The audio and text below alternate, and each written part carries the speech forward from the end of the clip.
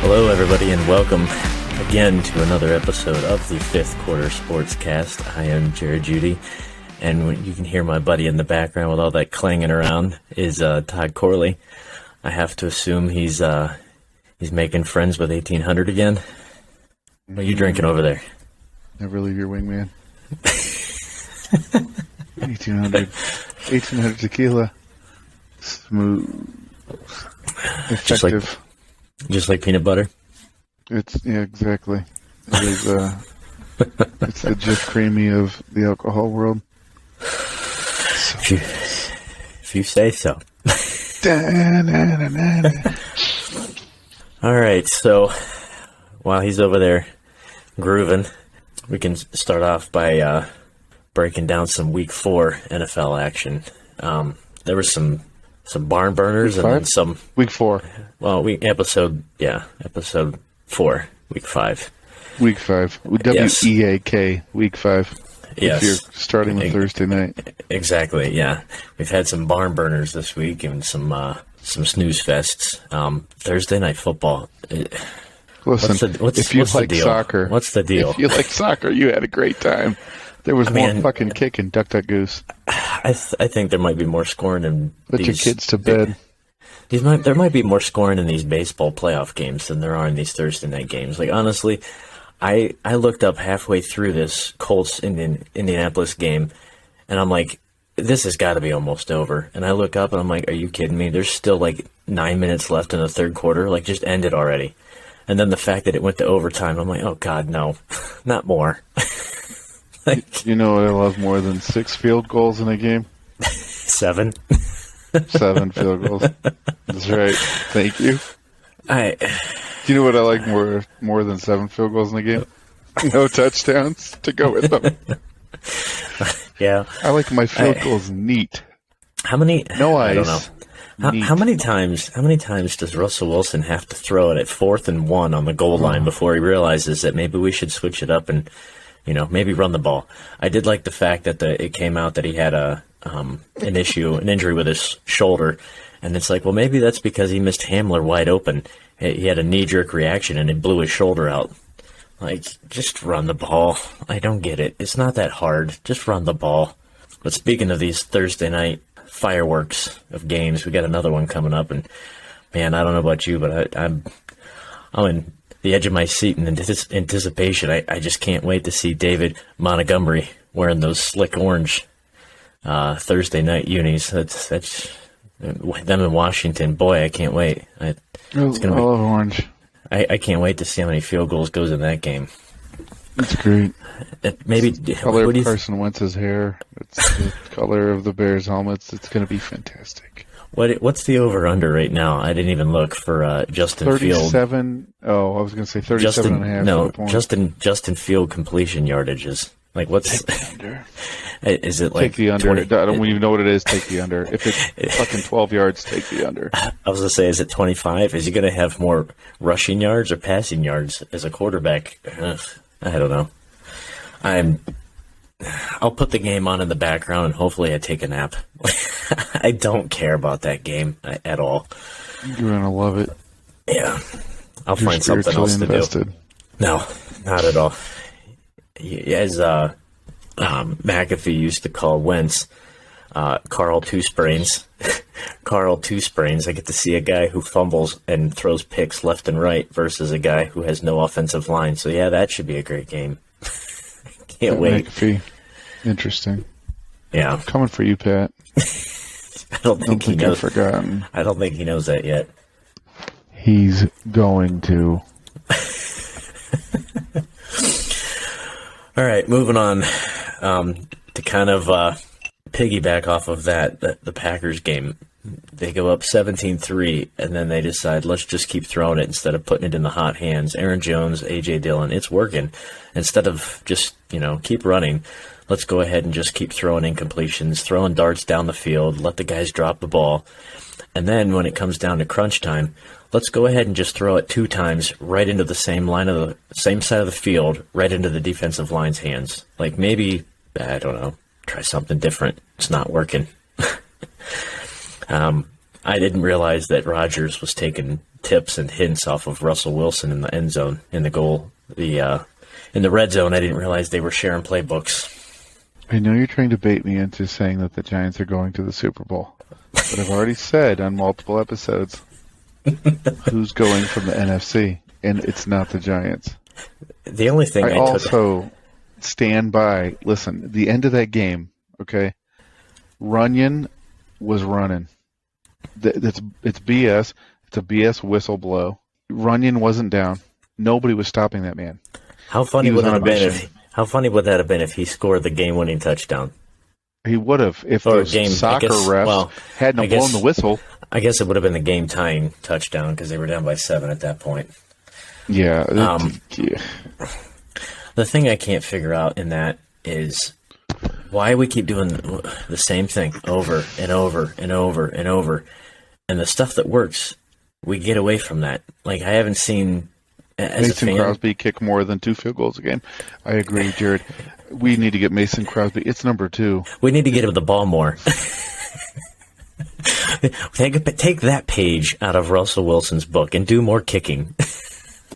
Tell you what, it's awful hard to throw an interception at the goal line if you're kicking it for 3, baby. It's true. You know who else doesn't kick 3? Brandon Staley. He never kicks 3. But no, on a serious note, I don't know what you took from that game. The only plus I took from that game is Barkley looked good. Like, he looked like he kind of wound the clock back a few years. He was running hard. Now, granted, that could have been also because the Packers' defense looks like Swiss cheese, even though they're supposed to be top 5. But he was running good. I was impressed. Yeah. Averaged over 5 yards a carry. Not bad. Yeah, I mean, that's about the only thing I really took from that game. Daniel Jones is Daniel Jones. Do you know who else averaged over 5 yards a carry? Do you know who had a higher average per carry in that game than Saquon Barkley? Mason Crosby. Quadzilla. Oh. No. Quadzilla. Do you know who doesn't use A.J. Dillon enough? The same people I've been telling, why do we keep trying to throw the ball when we have 2 guys in the backfield? Yeah, trust me. Well, and even when he comes out every single game and says, you know what, we need to get our best 11 on the field, and we need to utilize the running backs more. They're on the field. And yet you continue to not involve them. I don't understand what was going on. Like, A.J. Dillon was running hard. Use him. Aaron Jones was running. He was catching those little bubble screens and stuff. Just keep using them. Why do we keep going to... I mean, granted, it was great to see Mercedes Lewis, the first number 1 draft pick for Aaron Rodgers, catch a touchdown, and that's going to be the thing they beat into the ground for years and years and years, that he's the first guy in how many drafts to actually catch a pass that's been a first-round draft pick, even though he wasn't drafted by... Lewis was at UCLA when I was in high school. It might have been before that, actually. Jesus Christ. I think they said he's been, like 19 years or something? He's been in the league? Yeah, something like that? Exactly. That's... Yeah. I think I was actually a little bit older than him, but God, it's sickening. Yeah. Jacksonville, the fountain of youth, Ponce de Leon. I think that's actually like geographical and historical. I think we just taught somebody something. Hey, you know what? You can come here for entertainment, and every now and then you might be able to get some solid knowledge out of it and learn something. You know, come for the school's overrated. Shitty banter and stay for the science. Hey, school's overrated. Get your skills here. That's all you need. That's right. Yeah. But yeah, I don't have much more on that game. No, Runyon was going to win it for him, but the bookies were paid off. Soccer refs. We can talk more about those fantastic refs a little bit later. But moving on, the Steelers. What in God's name happened? I mean, I know you're perfectly fine with that production, but holy crap, I can't remember the last. And I have no ties and no affiliations with anybody in that division. But my God, I don't remember a time I've ever seen the Steelers look that bad. Like, they looked horrible. I mean, I can tell you a few other times this season. They look pretty. They should be for the big donut, the bagel, the goose egg. But I mean, they're usually at least one win is sickening. They're still competitive in almost every game, almost every year. Now they have every now and then. The last couple years, they've had some hiccups where they lose games they should not be losing, and then they win games they have no business winning. But overall, they're shouldn't have beat the Bengals week 1. I'll tell you that. That was an absolute, week 1, right? Yeah. Week 1, they beat the Bengals. Yeah. That was a BS gift. But yeah, that was the they're field goal. terrible. They're terrible. The Bills exposed them. They're garbage. Pickett's... They have no quarterback. They have no receivers. Najee Harris is beat up. Their offensive line's trash.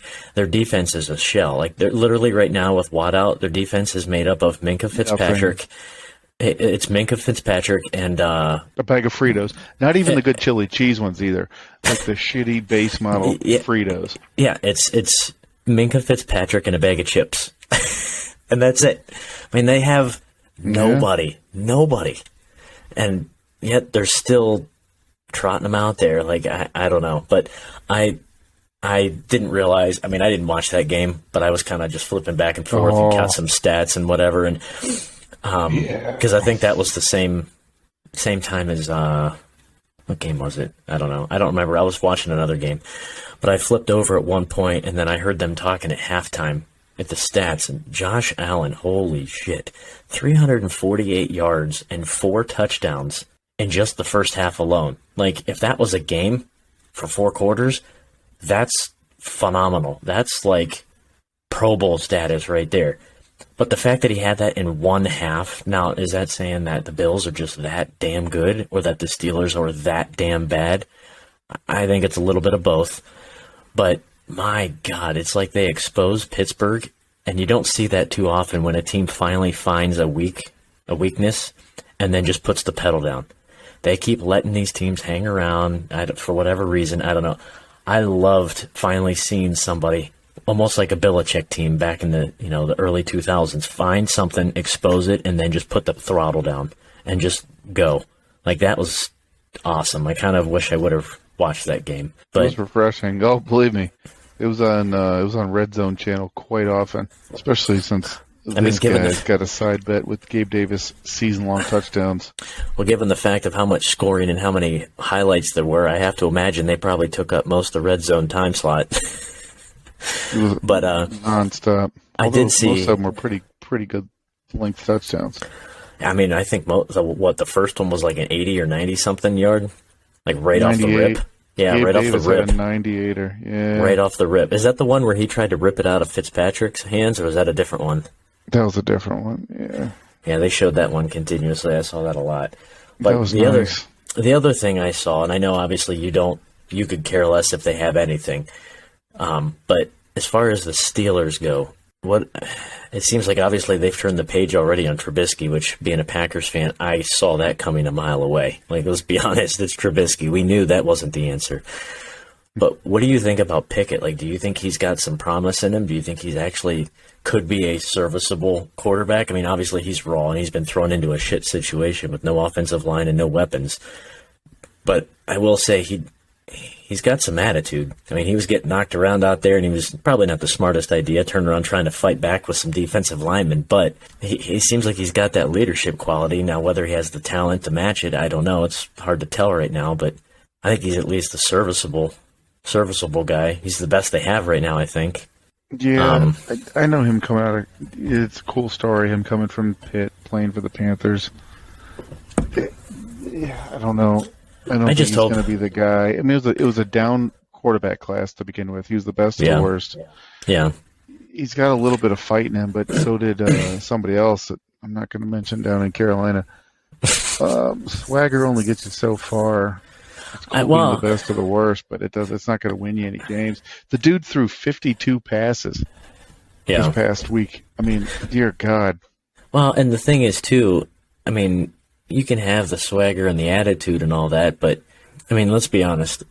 I know there's that mentality of years and years ago. You draft a guy, he's your future.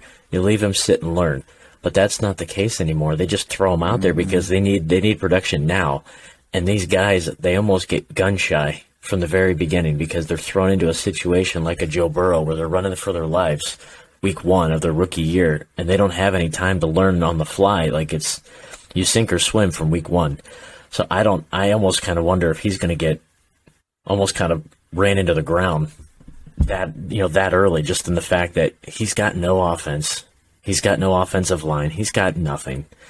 And now he has even less because, was it this game or was it last week that Freiermuth got knocked out?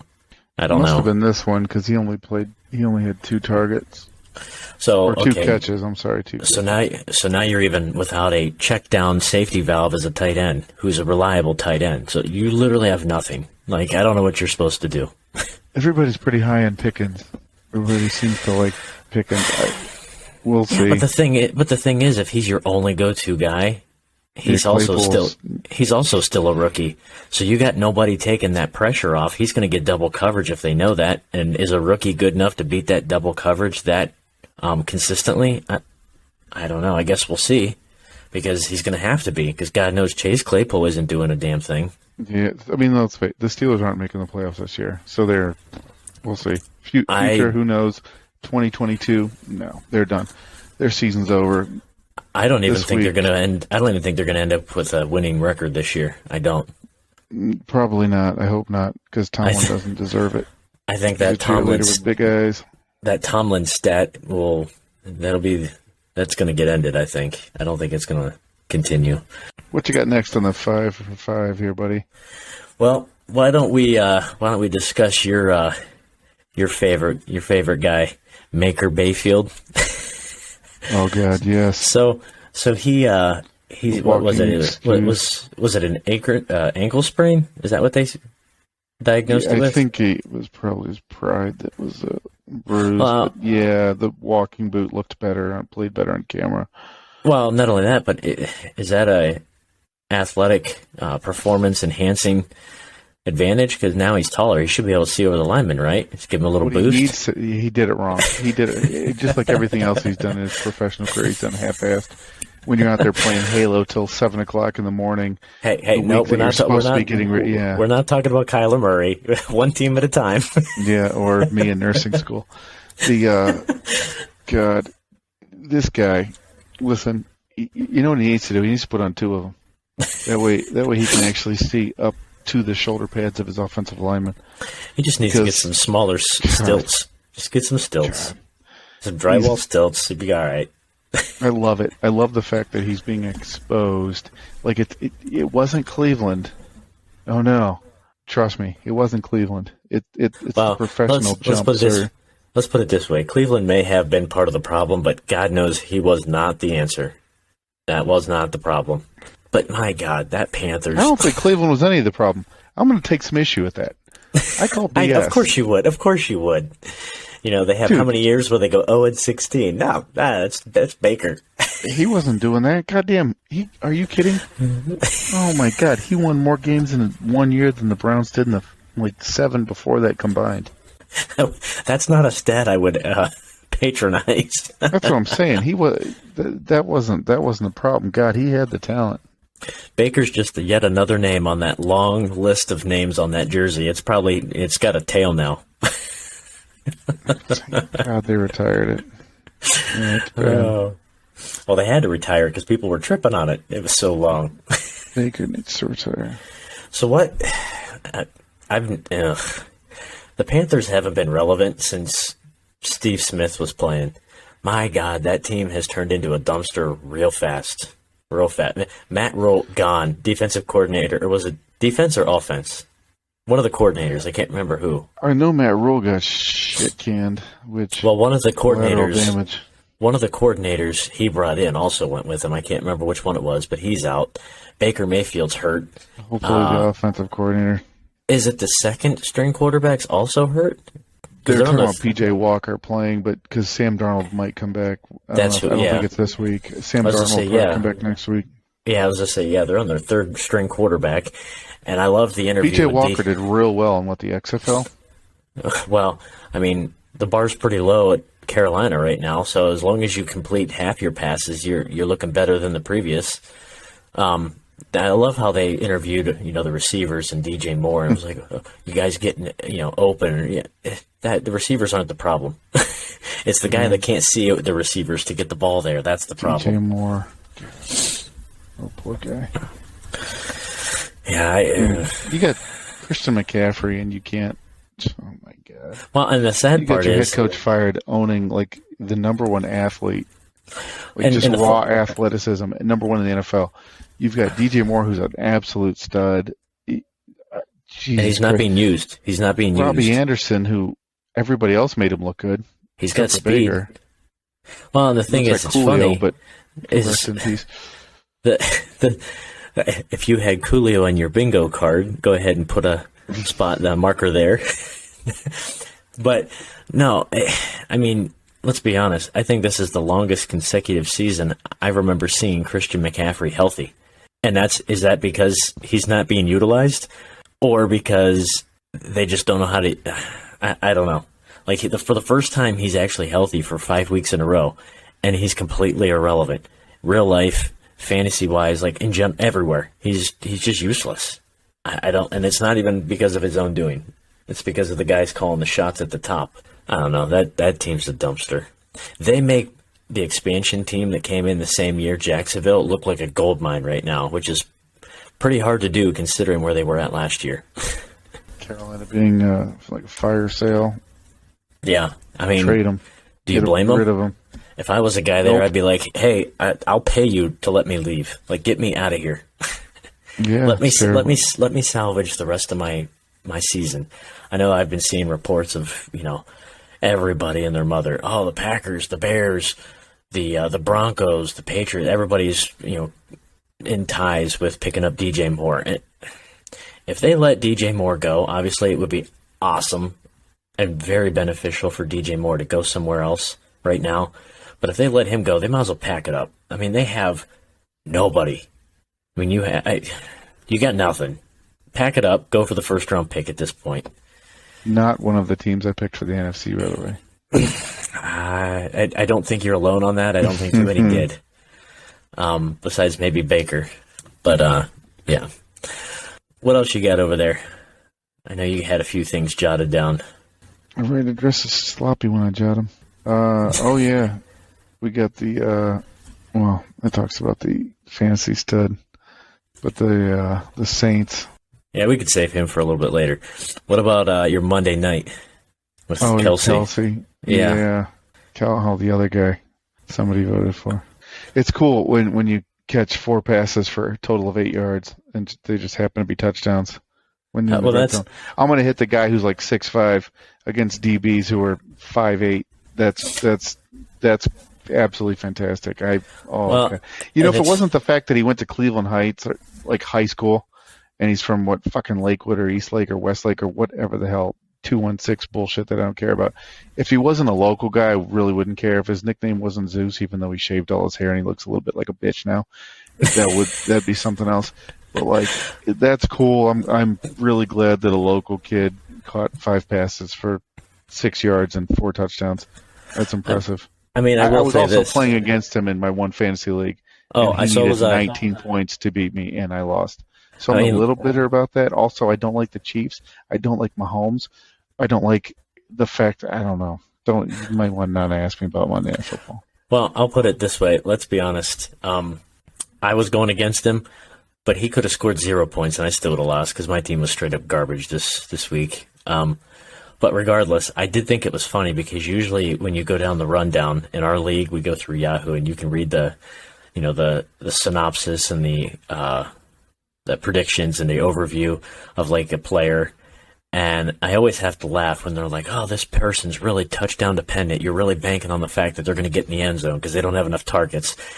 You typically don't expect that sort of synopsis with Travis Kelce because you're expecting him to get at least 5 to 7 targets a game usually, and at least a touchdown or 2. But I can't wait to see what the synopsis says this week. Like, oh, he's very touchdown dependent. Yeah, he had like 20-some yards was his longest pass, and he had 4 touchdowns. And I mean, none of them were real deep passes. They were all inside the red zone. So it's like, all right, well, I wouldn't say he's quite touchdown dependent because he's a touchdown machine to begin with regardless. They just couldn't cover him.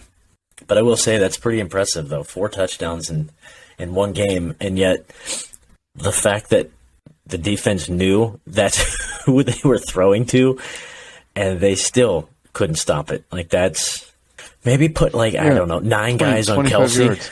Maybe 7 put 9. 25. Maybe put 9 guys on Kelce, and then just put 2 running around somewhere else because that's where it's gonna go. Yeah, I don't know. But I cannot wait. Yeah. I can't wait for the fantasy stud conversation later.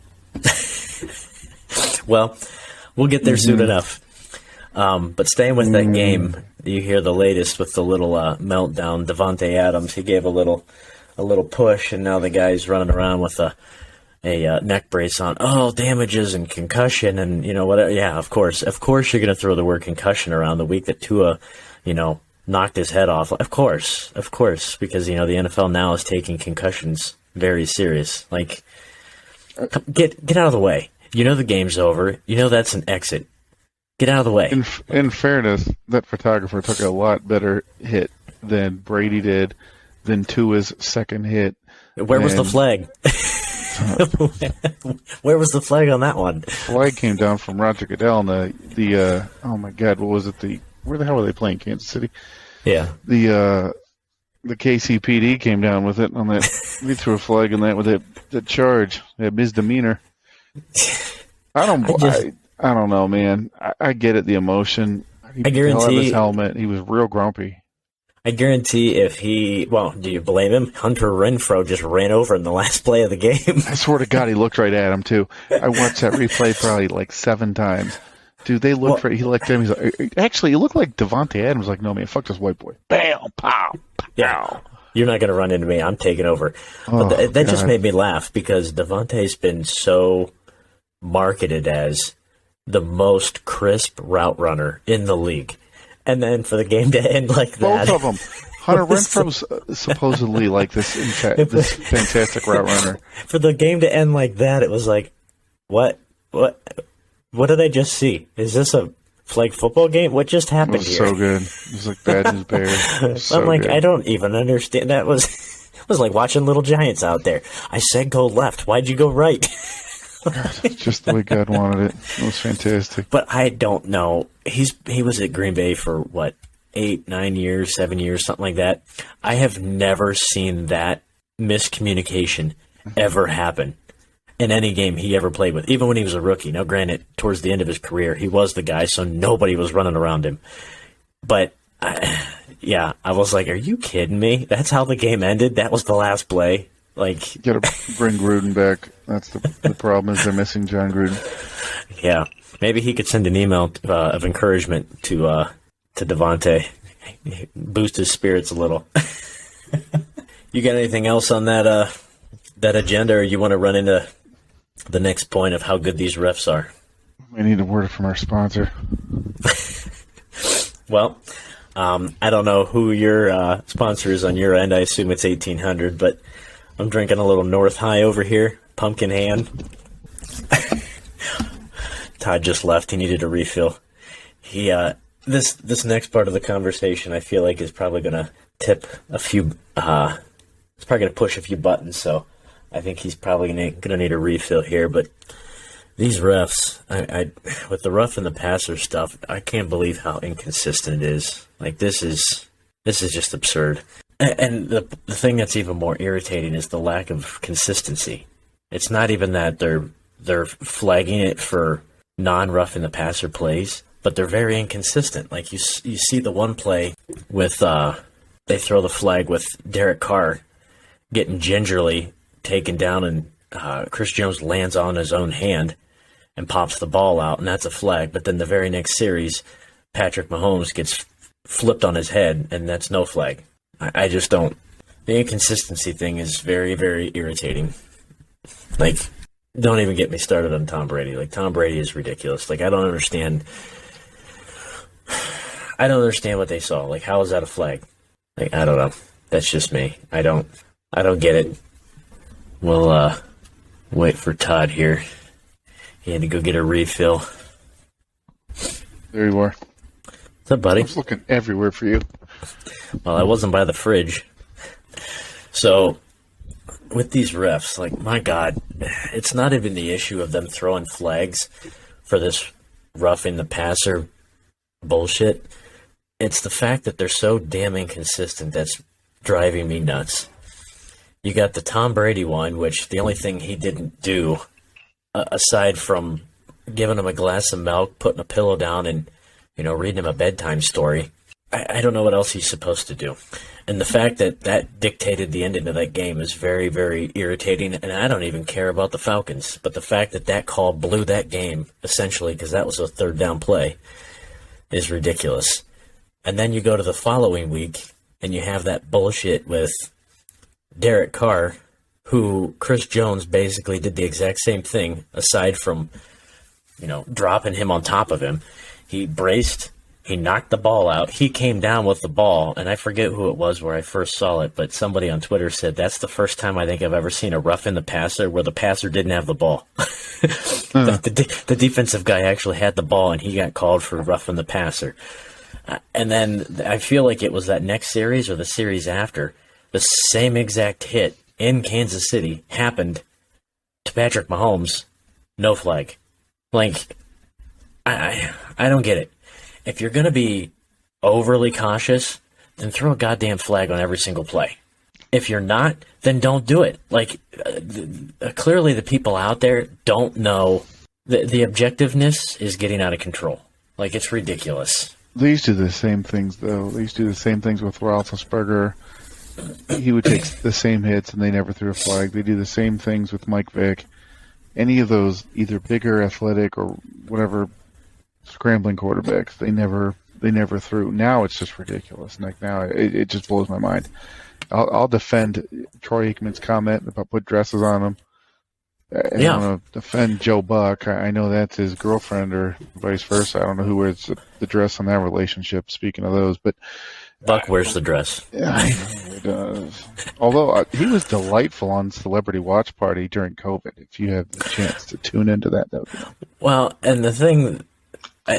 I'm still, obviously that's years ago, but this whole rough on the passer bullshit started because of Anthony Barr throwing down Rodgers, breaking his collarbone, and he's one of the stars of the league, and we gotta protect our stars. So then they started throwing the flag all the time, and that following year is when Clay Matthews got flagged for like 2 or 3 games with the end of the game sack to end the game, and they would first down, and it would just extend the game. Like the one that I distinctly remember, and it still irritates me, was he hit Kirk Cousins right at the end of the game when Kirk's throwing a Hail Mary for the win, and they intercept it, game over. He hits him as the ball's in his hand. Oh, rough on the passer, 15 yards, first down, extend the drive. Like, no, that was the end of the game. Like, what are we doing? And here we go, how many years later, we're right back at it again. And the fact that, I even say that with, which is hard to, it's hard to overcome, I get it. But I even tell that with, the second and third grade flag football team. You cannot let the refs dictate the game. You got to take the game out of the refs' hands. Do not let them dictate win or lose. You put more points up on the board. If you're away, you're playing 2 versus 1 already. You're playing against the refs. Do not let the refs dictate the game. But my God, it's getting damn hard at this point. Like, they're throwing flags for everything. And it was a couple years ago. It feels like whenever they make a stand on something, they go so far overboard that following year. Like the year with the, was it the Vikings? With the pass interference, the Vikings and the Saints. They went nuts that following year with the pass interference bullshit. And then they backed off. You had to expect it right now, especially a week after the Tua. Exactly, and that's why they're doing it. They're trying to be overly cautious because they don't want any more shit to come. They don't want a bigger shitstorm than they already got going on. And I get that, but Jesus Christ, be consecutive. The game of football is devolving into something, and it has been the past few years, into something that I don't know. It just doesn't resemble what you and I grew up with. You go back and watch those old highlight videos from like the 70s, 80s. Oh my God, even like 90s. Even into the early 2000s. Damn, even into you just like those hits. It's all crazy. Well, even into the early 2000s, receivers running across the middle. Guys like Ray Lewis laying people out. Guys like Dominican Sue ripping people's faces off. Reggie White knocking people out of the stadium. Like, that shit just doesn't happen anymore. It doesn't happen. No, it's gotten soft. Well, I said that after I saw that BS call. I'll be honest. The Brady, Derek Carr, and Pat Mahomes Like sacks, I don't think any of those were roughing the passer. None of them. I don't think there should have been flags on any of them. No. There's a distinct, it's obvious. Roughing the passer to me is very obvious. If he throws the ball and it's like a 1/1000 and then he gets hit, that's a late hit. That's a roughing the passer. If he throws it and he takes a step or something backwards after he throws it, like that's long enough for you to start easing up. That's a roughing the passer. If you're hitting him when he has the ball and you're taking him to the ground and you're even bracing so you're not falling on him, that's football. What are you supposed to do? What are you supposed to do at that point? Like, it's getting to the point where I put this out on Twitter. I'm like, either change the rules where the quarterback gets two-hand tap or lace everybody up with flags, because this is ridiculous. Like, you're dictating games at this point.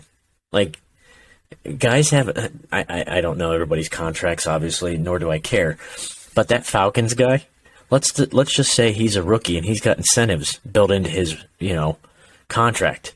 If he's got X amount of sacks, you just took that incentive away from him. That's money off the books for him. Or, for the coach, you win this many games. Well, that play could have just cost them the game.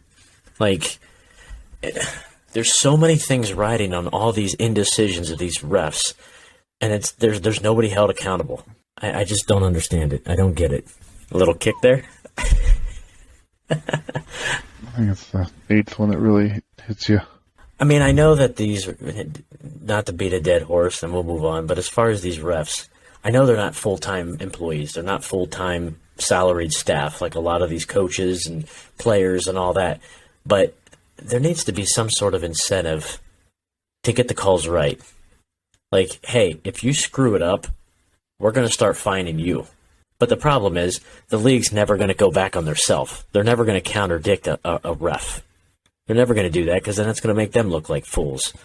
So I don't know how you remedy it, but somebody needs to be held accountable, because this bullshit's getting out of control, and it's making the games unwatchable. And that was the other thing I noticed was it Denver? God, I don't even remember anymore. Denver and the Colts, or it was Kansas City and Oakland. It was like every third play was a flag.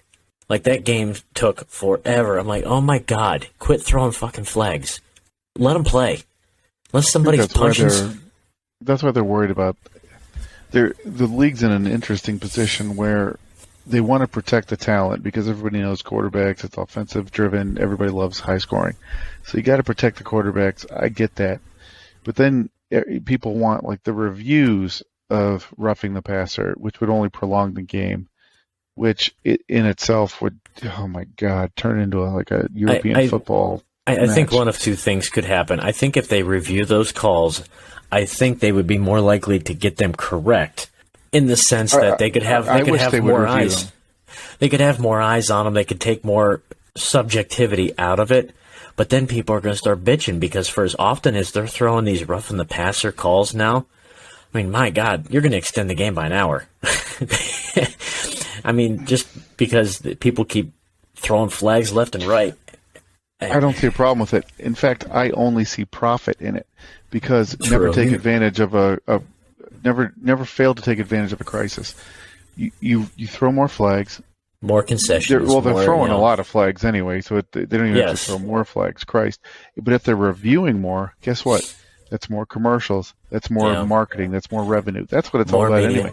Well, plus, and you get it right, you get less people bitching. You get a happier fan base. The billion-dollar industry that is the NFL. Hopefully it does go there, because I want them to get the calls right. I want it to be an enjoyable product, and they make money. We're happy. It's a win-win. Hopefully. Well, the thing is, too, though, you're never going to have everybody happy, so you kind of have that built in. But the problem is, I could at least respect them if you got the call right, even if it was against my team. I've said that for years, and I get accused from all my friends, because they're all, Browns fans or whatever, and being a Packers fan, I hear that all the time from cousins and friends and all that, people from work. Oh, Brady, Rodgers is the same thing as Brady. Anytime he gets hit, he wants a flag, or anytime there's a throw, he wants pass interference. And I watch the games objectively, and there's been countless times where I've seen games, and I'm like, oh, well, that's going to be a free play. Pass interference on Green Bay. And I'm like, they didn't call that? How did you not call that? Or, hey, that's holding. You missed that? How did you miss? Like, I'm objective enough where I'm like, hey, I'm glad it worked to our favor, but my God, you blew another call. Like, at least if you're blowing calls for both teams, it's a little bit more fair. Or if it's the wrong call, at least you're making wrong calls on both sides.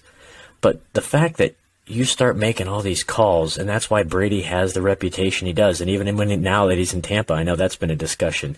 Well, is Brady hated less because he's out of New England, or is New England hated less because he's out of New England?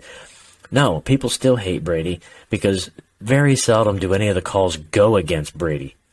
Like almost every time you see him, kind of complaining and whining, he always gets the call. So when you see that happen, you're almost setting yourself up for, oh, the game's fixed. Like you're almost setting yourself up for that built-in excuse. And that's what bothers me. Like if you're going to screw it up, but then make it fair across the board. Because otherwise then you have that built-in insinuation. And that's not going to help your cause.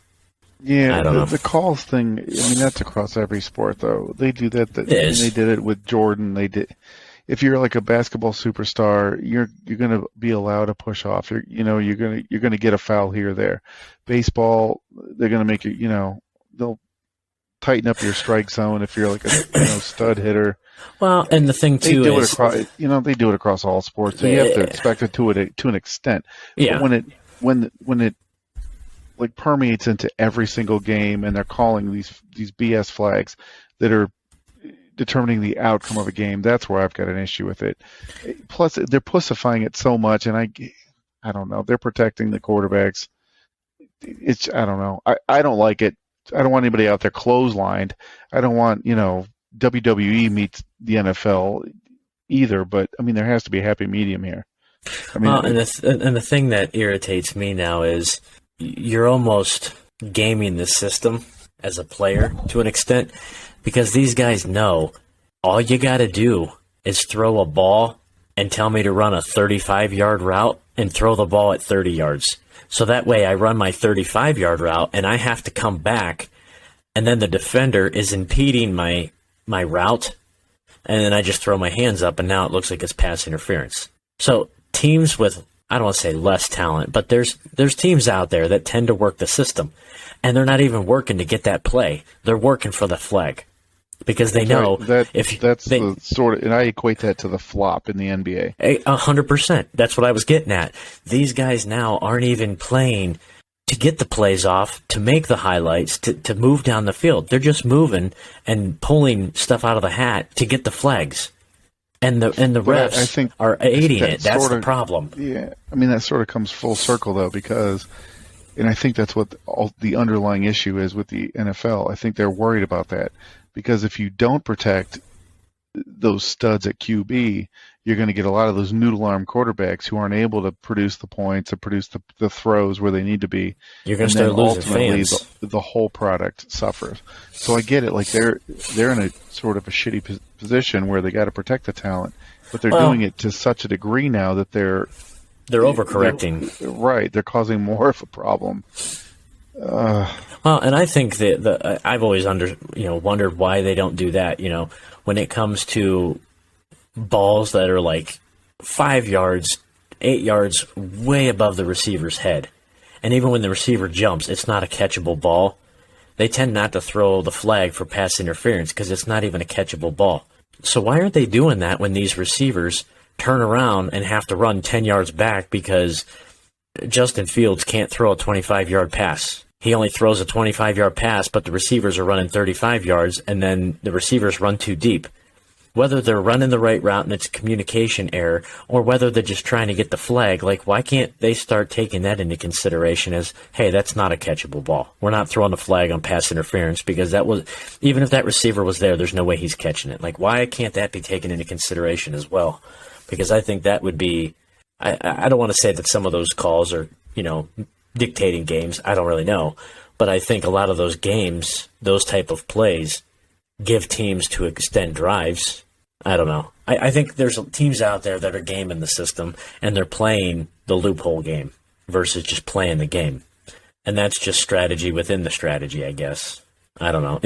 You're caught between a rock and a hard place, because if you start throwing flags left and right for everything, you're going to lose fans. because fans don't want to see games last 6-7 hours and, two-hand tap. Like, nobody wants to see that crap. If you're tuning in for football, you want to see the hits, you want to see the scores, you want to see the highlights. That's what you want to see. You start taking that crap away, and people are going to start turning to other stuff. Like drugs. Do you really want all your viewers on drugs? I don't. I wasn't going to take so now we're going to take that stance. We already taught you science. Yeah, roughing the passer. It's a gateway flag into cocaine and heroin. Smack. And the Colombian Bam Bam. Anything that is said by the co-host does not reflect the thoughts. The opinions and views are solely expressed of this thought motility that is inside of my mind. Yes. What? Boy. All right. Well, we could sit and discuss the downfall of the refs for hours and hours on end, but I don't think we're going to solve anything. So, with that being said, you want to move on to some studs and duds? We'll get into some fantasy. I mean, always. So, as far as the studs, obviously, just to name a few, obviously Taysom Hill takes the big majority there, coming out of nowhere. You got Austin Eckler, who showed up again. Yeah, Gabe 2 weeks Davis. in a row. I think we're starting to see a trend here, buddy. Yeah, maybe. May have awoken the monster. Maybe. Gabe Davis right off the rip. And then the aforementioned Ohio native, Travis Kelce. 25 yards was really impressive. Compared to Taysom Hill's 112 fucking rushing. Listen, no. Okay, let's peel back the fucking onion. Okay, because wait, I'm just gonna sit back. I'm just gonna sit back, Yeah. fold my hands, and let you go. yeah, that'd be a smart move in this position. Because hold on, let's just go to the poll here, right? Because it seems like somebody out there voted for Travis Kelce for fantasy stud of the week, right? I have a feeling I know who it was, but think about this. It wasn't me. I voted for Taysom.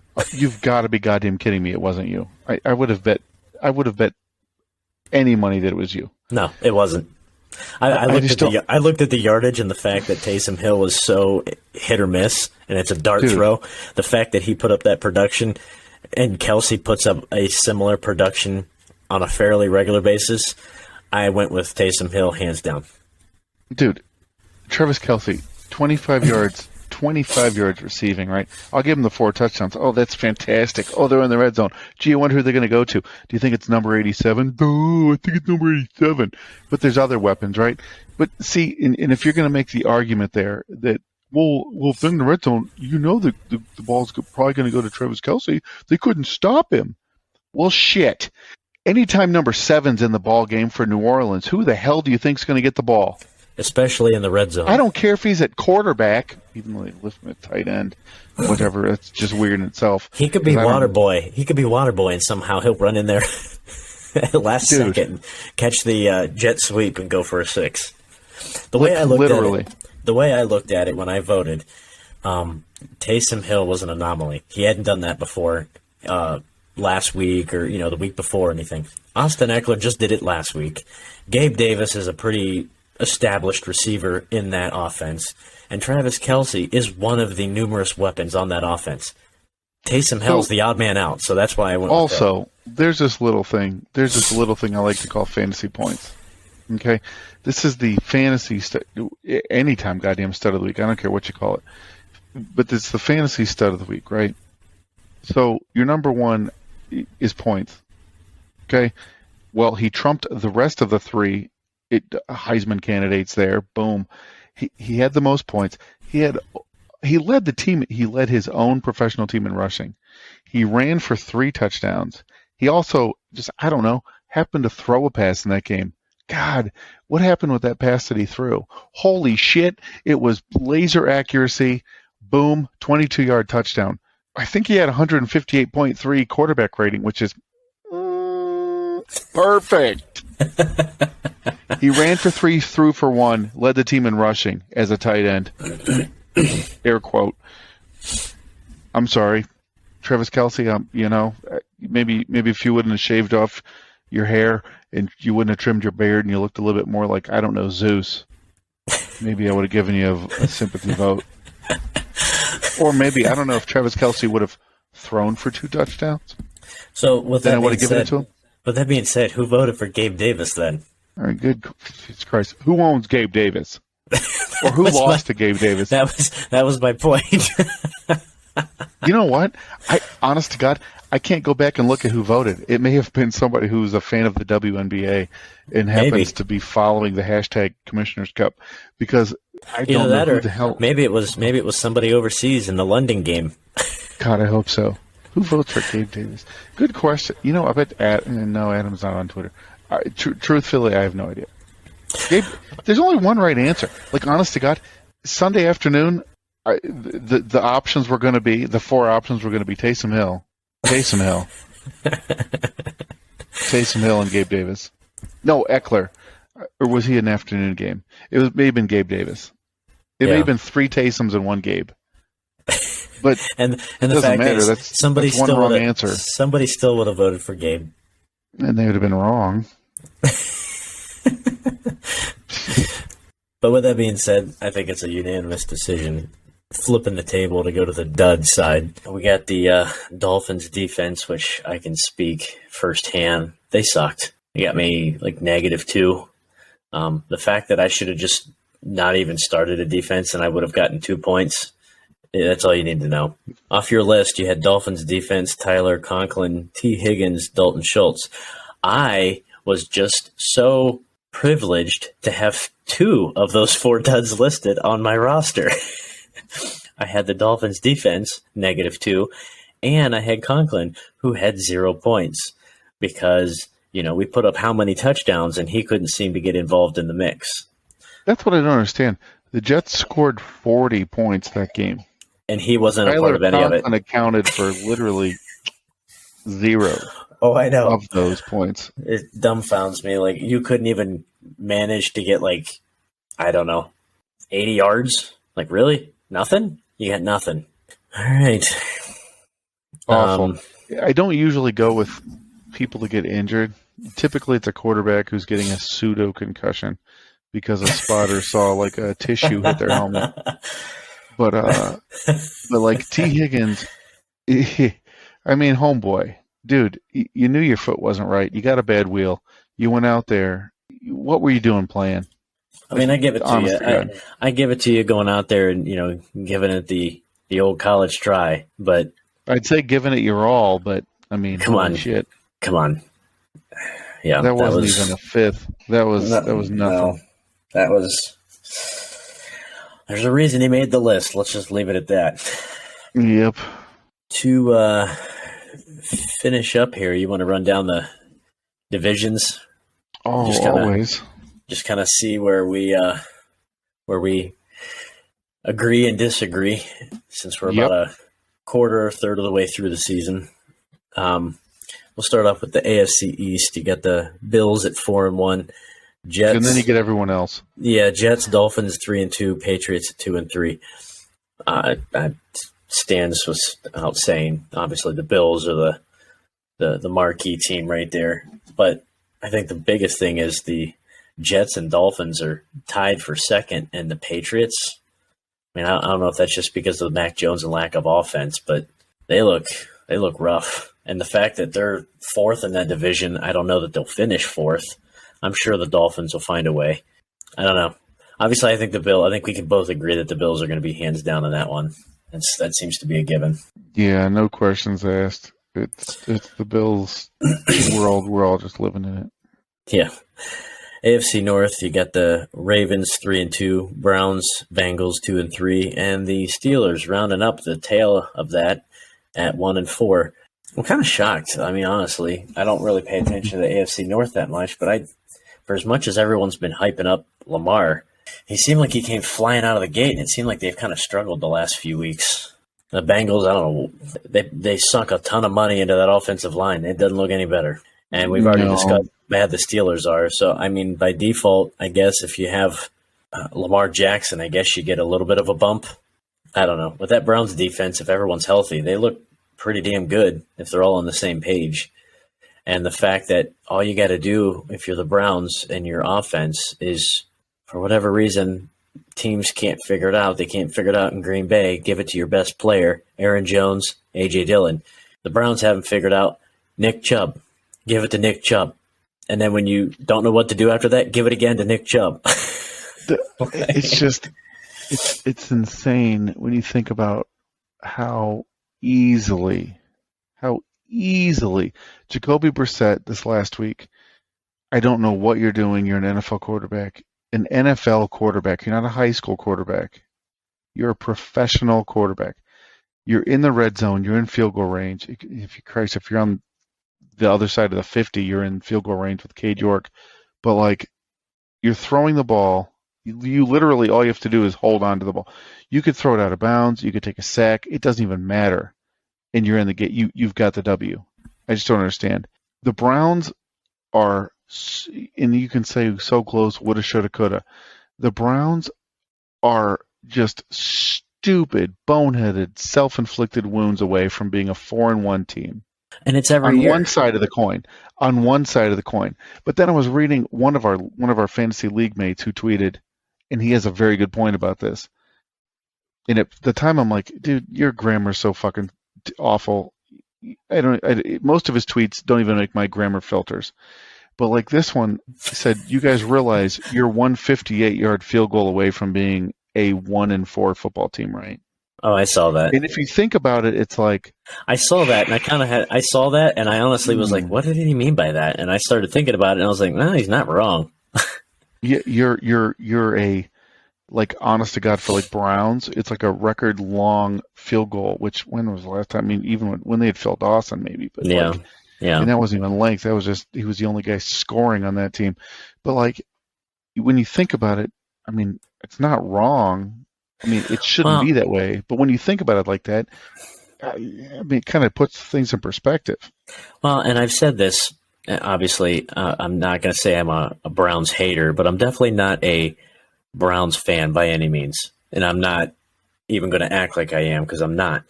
But every single year, when you see the amount of talent they have on the offensive side of the ball, and then you see the type of defense they have, it's just like every year you look at it on paper, the Steelers are getting worse every year. Even when Ben was there, they were drastically getting worse. When the Ravens defense was getting older, a lot of guys started retiring, the Bengals were a dumpster. I kept telling all my friends that were Browns fans and all my cousins, like, this is the time you need to stop being the Browns. And you need to start making a run, because everybody else in the division has fallen back. They're making it easy. You need to take that step forward. You look at it on paper, there's no reason they shouldn't be 10-6, 11-5, back then, every year. And somehow they would end up 4-12. I'm like, what? How? Why? How? I don't understand it. And it's those games where you're up by 20 and you lose by 2. Like, those are the type of things that happen to them. And now you're looking at it, it's like, these games, you're losing. I mean, we're going into week 6, and they've lost 2 games on basically the last minute. You look at the Jets game; they had that one won, and they blew it. They had this one won, and even Brandon Staley helped them, gave them opportunities to win, and they blew it. Like, you guys realize you're just a few plays away. That's it, a few plays away. And you could completely flip your whole season on its head. It's ridiculous. There's absolutely no reason. They can call it communication. I don't know what the hell is going on with the Jets game week 2. And every time at the end of the year, when I see the Browns' final record and I see how many games you look back through the roster or through the schedule, and you're like, they should have won that one. They should have won that one. They should have won that. If you add all those up and plus the games they did win, they're like an 80% win team. I always just have to chuckle and laugh to myself, because I always remember the Mike Polk factor of sadness, where he says it's statistically staggering how much effort you put into consistently being bad as occasionally being good. Like, that couldn't be any more true. 100% nailed it. I start off Sunday wearing my 00 next year Browns jersey, and then I end up Sunday afternoon shredding it, because Underneath is my Factory of Sadness T-shirt. 1 o'clock cheers, 4 o'clock tears. Well, and Every week. It's great. I have to laugh because my cousin Jeremy, after the Jets game, he texted me. He was so pissed. He's like, "Screw this! I'm so sick and tired of the Browns. The Browns, I'm done. This, it's ridiculous. This crap is getting old. I hate the Browns. They've brought me nothing but misery. I'm not even going to watch them anymore. I'm done." And I said, "Yeah, okay. I'll remember that next week and the week after that and the week after that." I'm like, "You Browns fans are all the same." And now, don't get me wrong. I'm not ragging on Browns fans, but there's certain fan bases out there who they're in the cylindrical mindset where it's the draft. Yes, we got a quarterback. We got our guy. We got the best guy in the draft. Oh my gosh, we could go to the playoffs. We're going to win the division. We're going to go to the Super Bowl. And then they win 4-0 in the preseason, and then that just magnifies it. And then they get to the season, and it pans out like it is now, and they're just like, "God, we suck again. Forget it. I'm over this season. We just need to tank and go to the draft. I'm done. I'm not watching them." And then next year in the draft, you get that Hall of Fame guy. You guys think, "Oh my God, we're gonna win the Super Bowl again." I'm like, let's just one game at a time. Let's focus. But Detroit Lions fans most of the time are like that. The Cardinals fans have been like that over the years. Seattle fans, San Francisco fans. I mean, there's a lot of fan bases out there like that. If you don't have that marquee guy every single year, you think you're going to the worst, and I think we can agree on this, the worst fan base with this has to be Dallas. Every freaking year. I think they can go to the Super Bowl. They're the favorite, and they barely make the playoffs. Or if they do, they get bounced in the first round every single year. Like, it's Dallas. They haven't been good since the 90s. They're going to find a way to screw it up. Yeah, I'm crippled by geography. Being a Northeast Ohio guy, I could have gone the easy route and been a fan of the Cowboys from the 90s. Ugh. Or the Patriots. Or I could have liked a team because of their colors. Honestly, that was part of the reason why I hate Dallas and the 49ers, was because I got so sick and tired of seeing them every single year in the 90s, every year. And that's part of the reason why I think a lot of people in the 2000s got sick and tired of the Patriots. Every freaking year it's the Patriots. Like, I'm done. I'm over it. I don't know. I get it. It's easy to root for a team that's on TV all the time and winning. And that's the same reason and it sucks being like in Ohio State, even though we're both Kent State guys, but it sucks being in Ohio because I grew up. I wasn't a Kent State football fan growing up.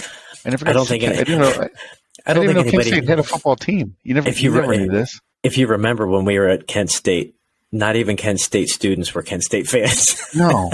There was more Ohio State and Michigan and every other college imaginable there other than Kent State. Yeah, I mean that's the thing. Like, everybody hates Ohio State. Well, holy hell, the university's huge. People branch out all over the country. They travel well for bowl games. They win.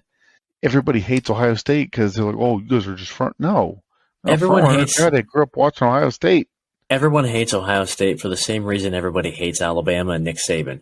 It's the consistency. They're always good. Like, they're just waiting for that down year. And everybody will pile on and be so happy. They're just waiting for that down year. Well, with Ohio State, it practically never happens. I mean, not to say that it won't or that doesn't. It just very seldom does. College football, you just reload. Well, and you're not NIL, shackled to your mistakes like the NFL.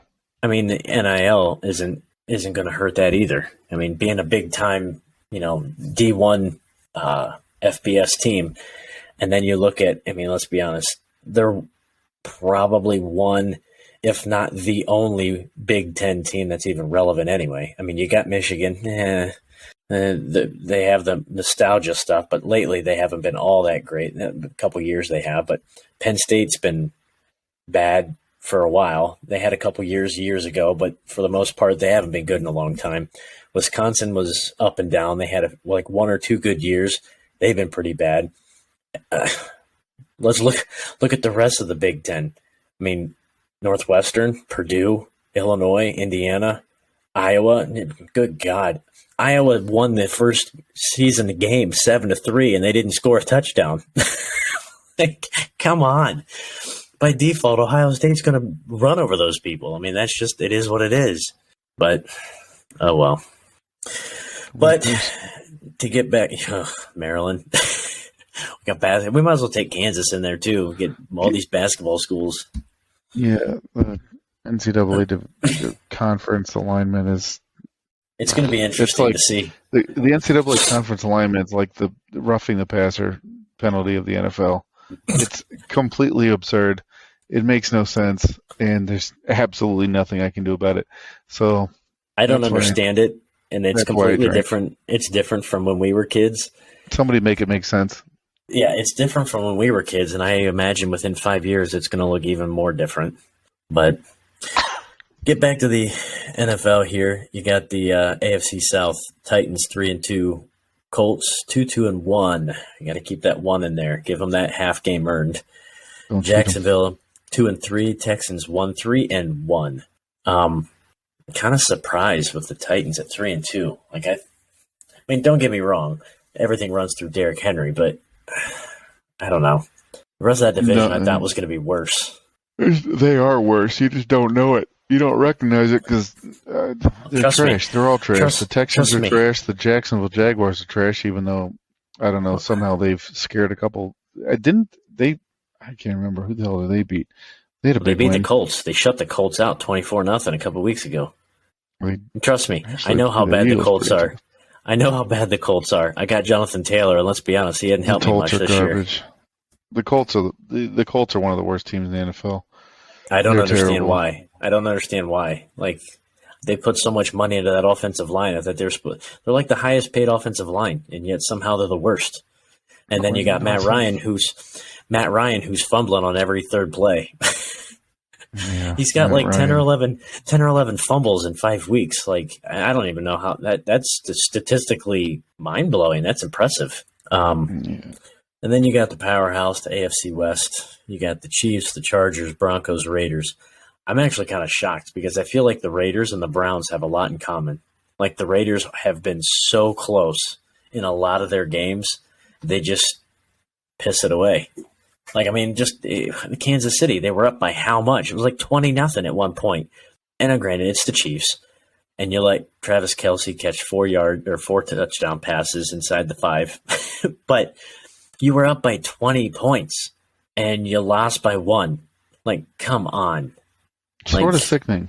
Josh Jacobs actually looks good. He looks phenomenal, but I don't think Derek Carr's made some good throws. Darren Waller's been hurt.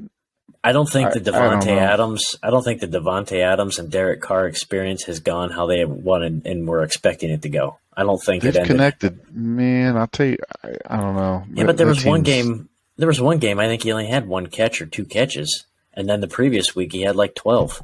Like, I don't know.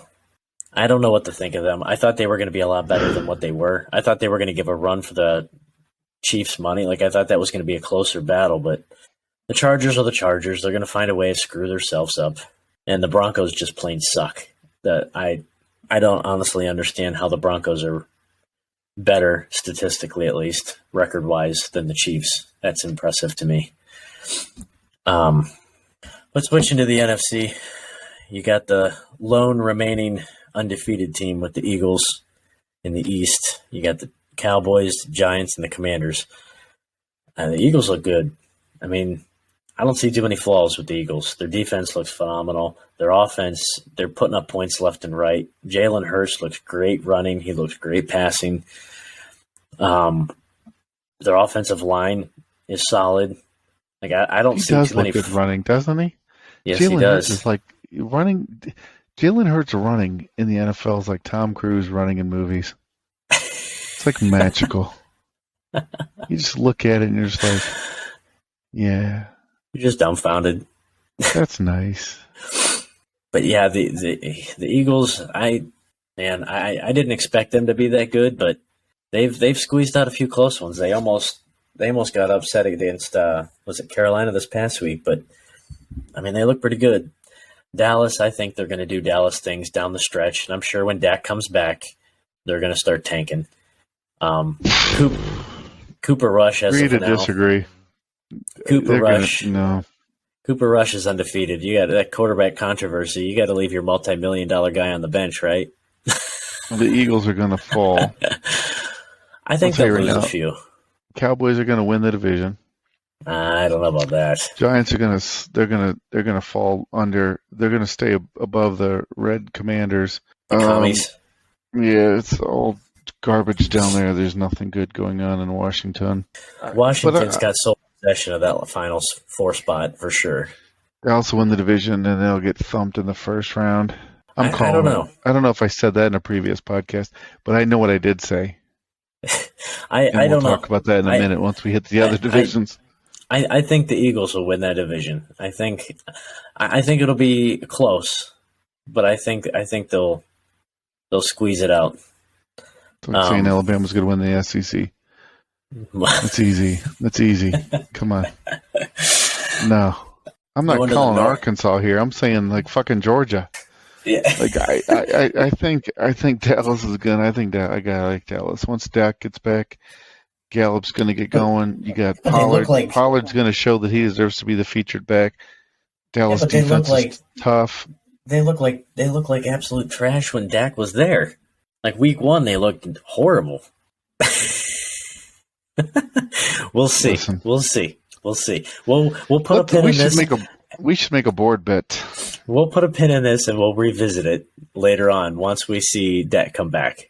Moving on though, the NFC North. As much as I hate to see it, the Vikings look pretty good. They're 4-1, Packers 3-2, Bears 2-3, and the Lions 1-4. I'm actually kind of shocked that the Lions are 1-4. Man, I was a big fan of everybody on Hard Knocks. Well, the fact that they're putting up he looks like he's in the weight room every now and then. Yeah, well, he's probably taking reps away from some of the guys. That's why they're not winning. But I mean, they're putting up a crap load of points.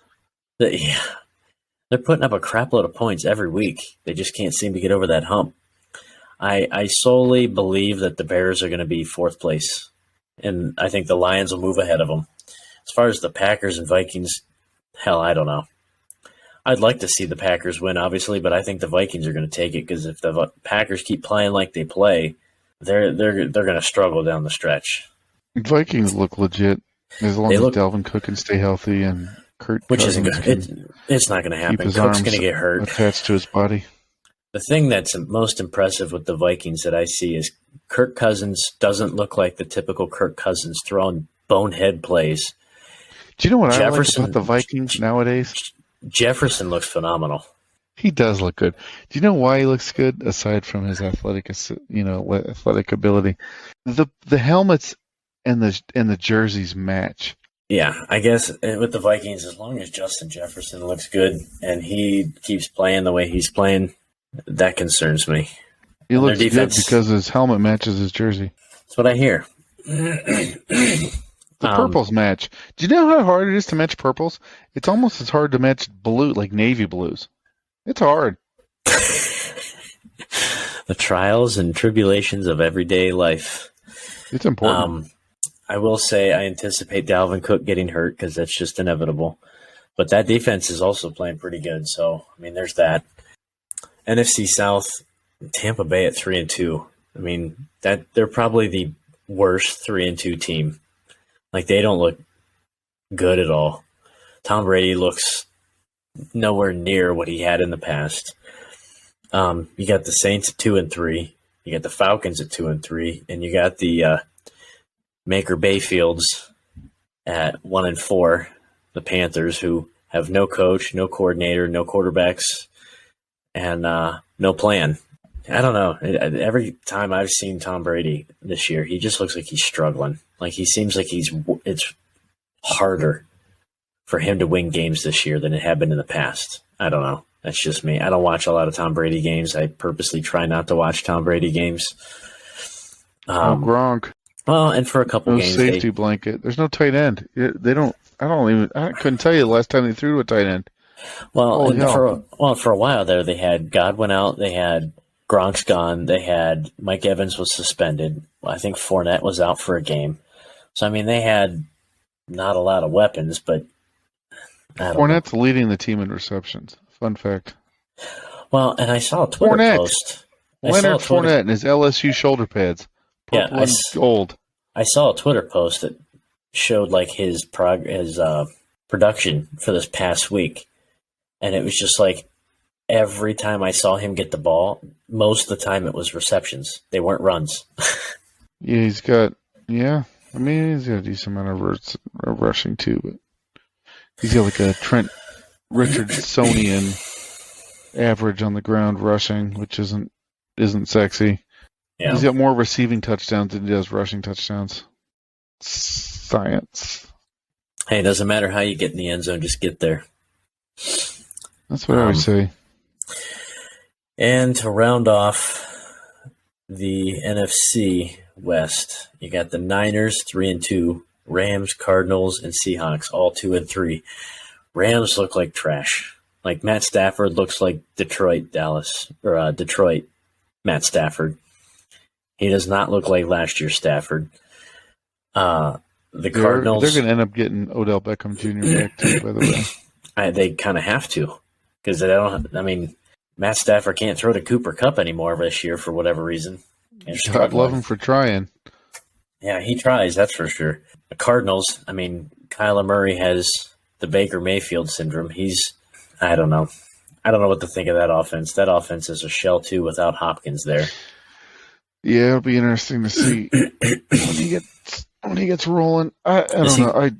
I like San Francisco, man. I know I've called that when I've predicted San Fran Tampa Bay before NFC Championship. I stand by San Fran. I think San Fran's going to do it. I mean, that's a pretty easy giveaway. No, I mean NFC. I'm talking just in general. I like San Fran over the Eagles, over whoever. Well, that's what Cowboys. My Cowboys. That's what I'm saying. I think it'll be interesting to see, and I unfortunately don't want to see it, but I think it could be a matchup in the playoffs between Dallas and San Fran again. Revisit the 90s. They both have really good defenses. The Seahawks are garbage, but yet somehow they look better with Geno than they did with Russ. I don't know. I guess paying all that money at Denver was worth it for Seattle because they actually look at least somewhat better. I mean, granted, they still look bad, and they have so many injuries right now that they got enough problems of their own. Yeah, I think it's safe to say the 49ers are probably the lead dog in that division. Niners, Bucks, Cowboys, Eagles, NFC finish, tripling down. We'll see. I can see it. Well, I don't have anything else. Do you have anything else you had jotted down? We've covered the impeccable uniforms of the Minnesota Vikings, and I don't know if we've. I know that was one of your high points. Yeah, I think that's all. We hit everything. All right. Well, with that being said, that'll wrap up this episode of the Fifth Quarter Sportscast. Download, subscribe, rate, review. Want to hit us up on Twitter, Facebook? It's Fifth Q Sportscast, 5THQ Sportscast. Slide into those DMs. Yeah, Todd loves that. With that being said, go out and watch some football. We'll catch you on the next episode. We'll break down some Week 6 action. Until then, we'll talk to you guys later. Keep your tits dry.